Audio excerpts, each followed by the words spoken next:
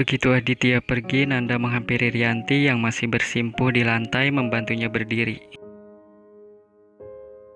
Ri, kenapa suamimu lebih mirip seorang mafia daripada pemilik perusahaan besar?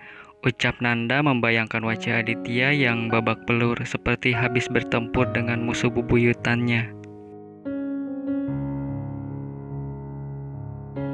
Rianti yang mendengar perkataan Nanda hanya tersenyum. Dia bilang apa tadi? Tanya Nanda penasaran. Tes DNA. Hah? Wah, gila nih laki. Waktu menidurimu, dia sadar gak sih? Aneh amat masa minta tes DNA segala.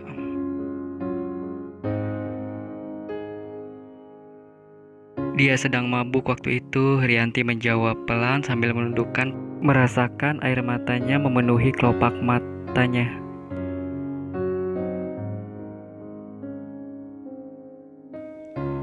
Serius. Tapi seenggaknya dia tahulah yang ditidurinya itu kamu. Iya, dia tahu Nan, hanya saja dia menuduhku telah tidur dengan laki-laki lain juga. Terus, kamu turutin permintaan anehnya? Terpaksa. Nanda memutar bola matanya kesal pada suami Rianti. Kamu gak minta cerai aja, aku sih gak kuat. Ia punya laki baik kayak suamimu itu. Tampan sih, tapi nyeremin, kata Nanda sambil bergidik ngeri.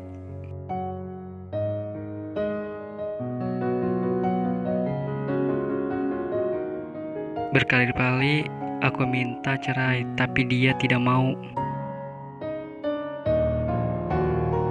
Mulut Nanda menganga tak percaya.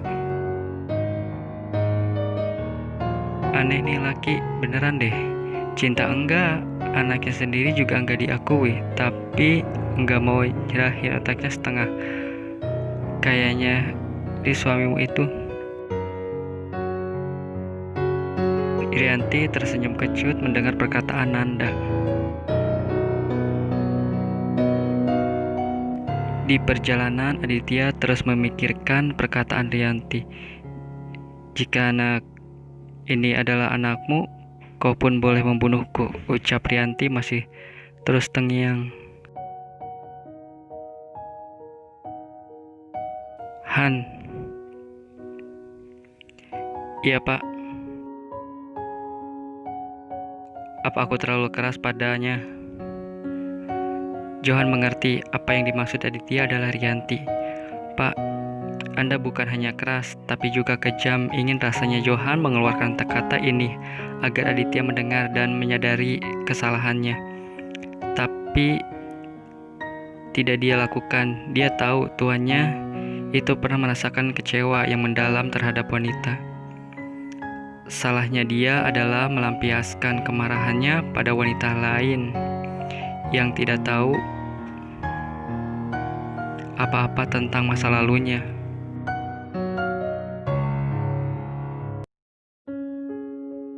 Pak, sebaiknya Anda bersikap lebih baik pada ibu, mengingat ibu yang sekarang tengah mengandung anak Bapak, ucap Johan sambil matanya terus memperhatikan jalan.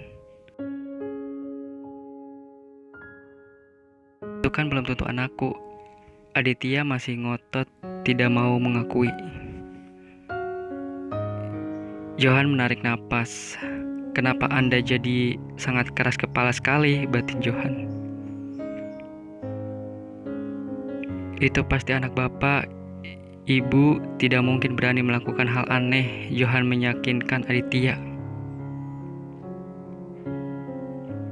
Sudahlah, berbicara denganmu juga percuma. Kau malah membela Rianti.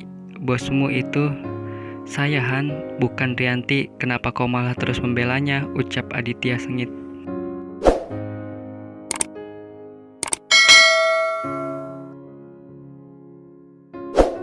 Entah kenapa saat seperti ini sifat kekanak-kanakannya muncul.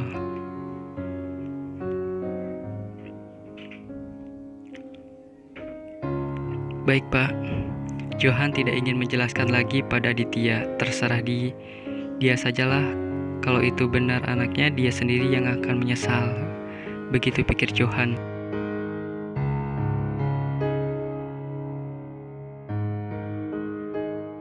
Tak lama mobil berhenti ketika sudah sampai di depan gerbang rumah Aditya.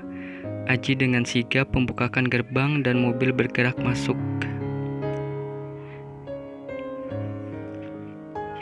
Johan keluar dari kursi mengemudi dan dengan cepat membukakan pintu penumpang. Aditya turun dari mobil dengan wajah yang masih babak belur.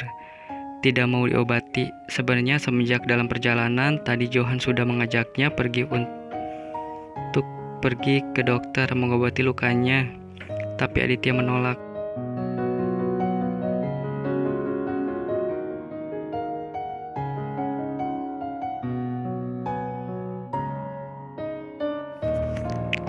Han. Iya, Pak. Johan menghampiri Aditya yang sudah berhenti langkahnya dan berdiri di depan pintu masuk.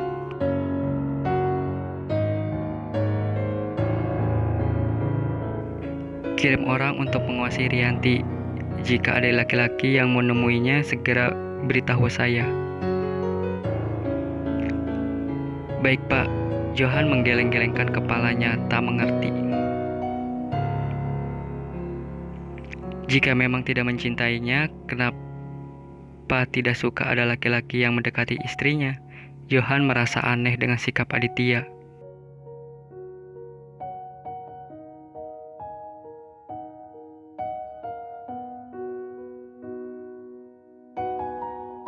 Di kamarnya, Aditya sedang duduk di tepi ranjang, memperhatikan sekeliling kamar yang dirasanya sepi. Dia mulai merasa aneh. Biasanya saat dia pulang, Rianti baru selesai sholat. Belum lama Rianti pergi, dia juga merasakan sepi.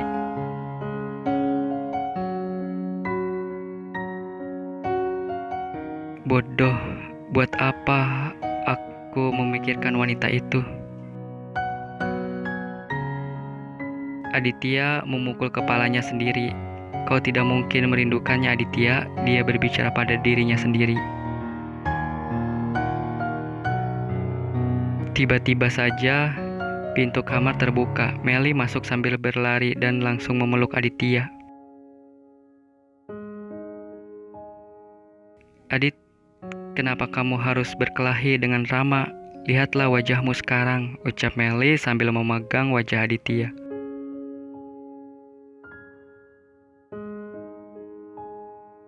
Aditya menghindari tangan Melly agar tidak menyentuh wajahnya. Apa kau tidak punya sopan santun? Masuk ke kamar orang, tidak mengetuk pintu lebih dulu, kesal Aditya.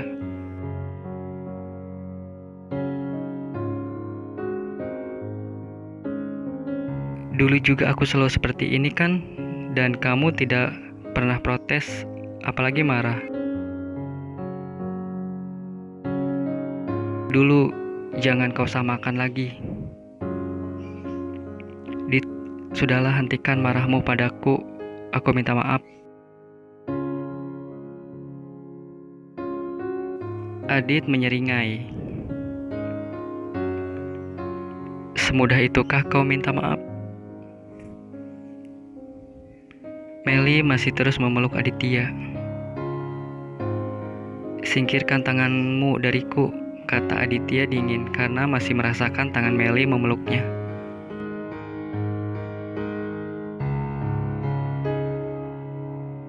Bukannya melepaskan tangan Melly, malah berpindah merangkai leher Aditya.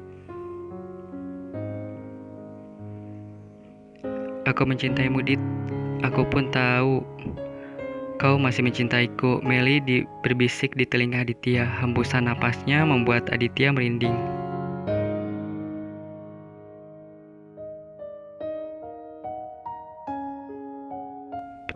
Tangan Melly terus berjalan menyusui leher Aditya. Bibirnya pun mulai berani mencium bibir Aditya. Walaupun Aditya tidak membalasnya, dia terus mencium Aditya, lalu tubuh Aditya diranjang.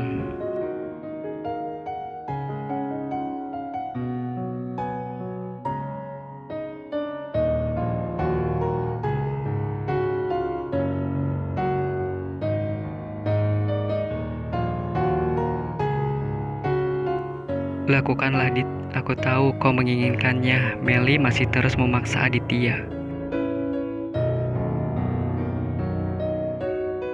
Aditya menyingkirkan tubuh Meli ke ranjang.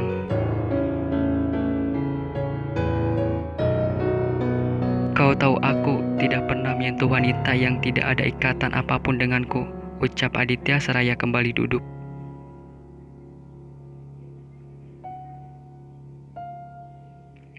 Kalau begitu, jadikan aku istrimu agar kita bisa bebas melakukan apapun. Aku punya istri, kata Aditya dingin menatap Meli.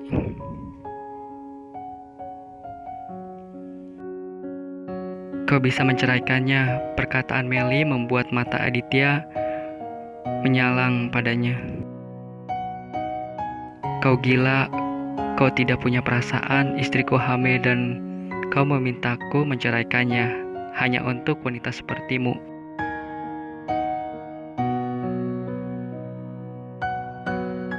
Tapi kau tidak mencintainya, kau hanya mencintaiku, ucap Meli sambil berusaha merangkul Aditya.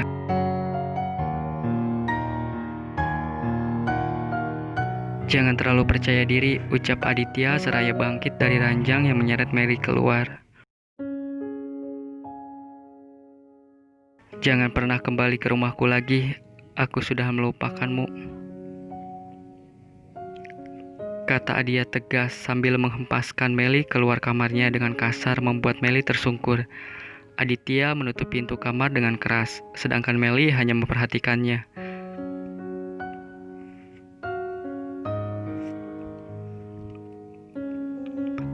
Apa yang dia ucapkan tadi? Meli bertanya pada dirinya sendiri.